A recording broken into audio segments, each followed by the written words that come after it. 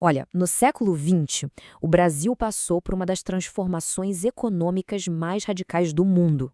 A gente vai mergulhar em como um país que tinha sua identidade e sua fortuna vindo dos cafezais conseguiu se reinventar para se tornar um gigante industrial. É uma história e tanto, sabe? De muita ambição, de crises e que deixou um legado bem complexo que define o Brasil até hoje. Então, fica a grande pergunta. Como é que essa mudança radical aconteceu? Como que o país do café conseguiu construir um parque industrial tão grande e diversificado? E o mais irônico de tudo é que a resposta para isso começa adivinha onde? Exatamente, lá nas próprias fazendas que a indústria, um dia, viria a substituir. Pode até soar meio contraditório, né? Mas a verdade é que a base da indústria brasileira foi sim construída pela sua economia agrícola. A semente do futuro industrial foi plantada quase que sem querer nos próprios cafezais. Vamos entender direitinho como isso se deu. Por décadas, o domínio do café acabou preparando o terreno para a indústria de três maneiras que foram cruciais. Primeiro de tudo, a grana, o capital.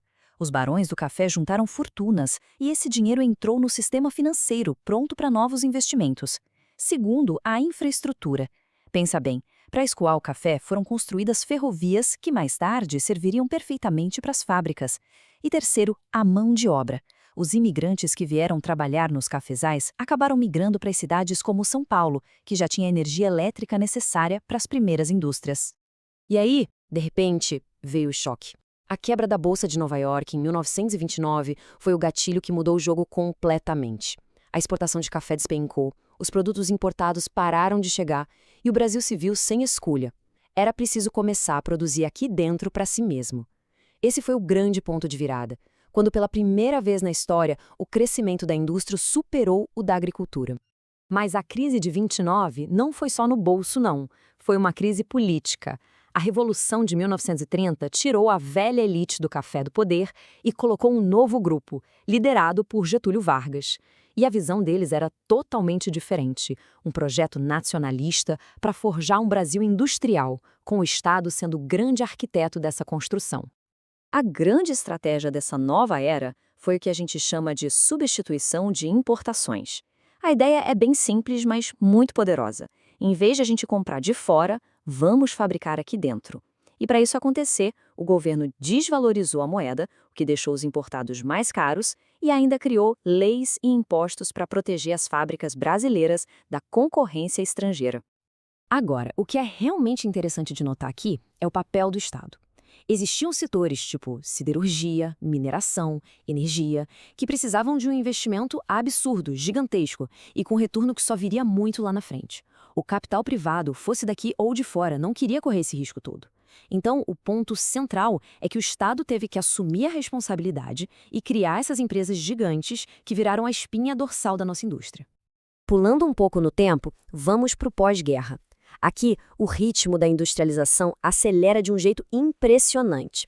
E é aí que entra em cena uma figura icônica, o presidente Juscelino Kubitschek, o JK, com um plano super audacioso que prometia um desenvolvimento assim vertiginoso para o Brasil. E esse lema resume perfeitamente o espírito da época: 50 anos em 5.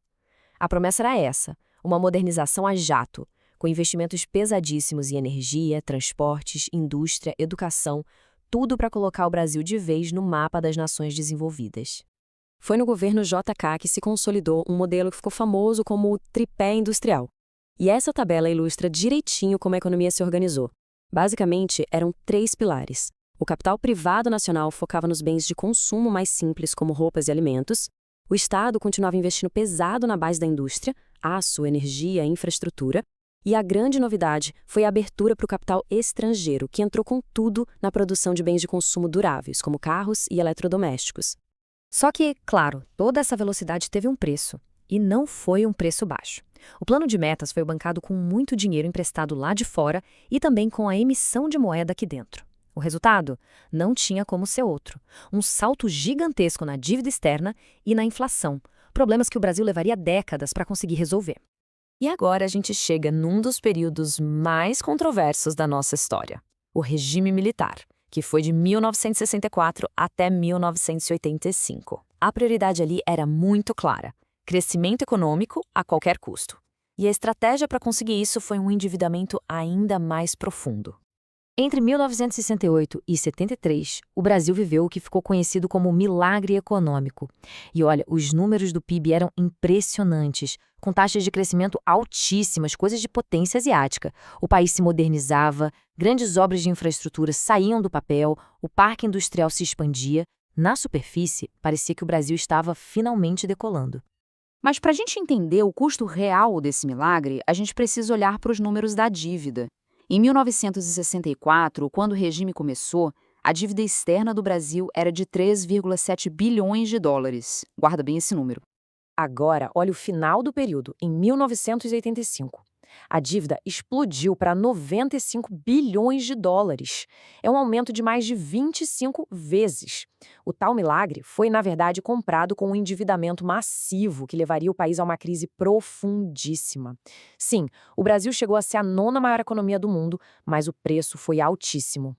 Tá, mas e o dinheiro aqui de dentro? De onde vinha para sustentar esse crescimento? Bem, em grande parte, de uma política conhecida como arroxo salarial. Na prática, isso significava que os salários dos trabalhadores eram reajustados num percentual sempre menor que a inflação. Ano após ano, o poder de compra diminuía enquanto o lucro das empresas só aumentava. E esse gráfico mostra a consequência social direta dessa política. O milagre, definitivamente, não foi para todos. A renda se concentrou de um jeito brutal no topo da pirâmide. Enquanto os mais ricos e a classe média qualificada viam sua renda crescer, a grande maioria dos trabalhadores perdia poder de compra. A desigualdade social, que já era um problema histórico do Brasil, se aprofundou de forma dramática. Então, quando a gente olha para trás, para essa saga toda, o que dá para concluir? O legado da industrialização brasileira é, acima de tudo, um legado de paradoxos. Uma história de conquistas imensas e de custos igualmente imensos. E essa comparação aqui resume bem essa dualidade. Por um lado, o Brasil construiu sim a 9ª maior economia do mundo, com um parque industrial moderno e uma infraestrutura muito maior. Mas, por outro lado, acumulou uma dívida externa gigantesca, gerou uma das maiores desigualdades sociais do planeta e viu suas cidades crescerem de um jeito caótico, desordenado.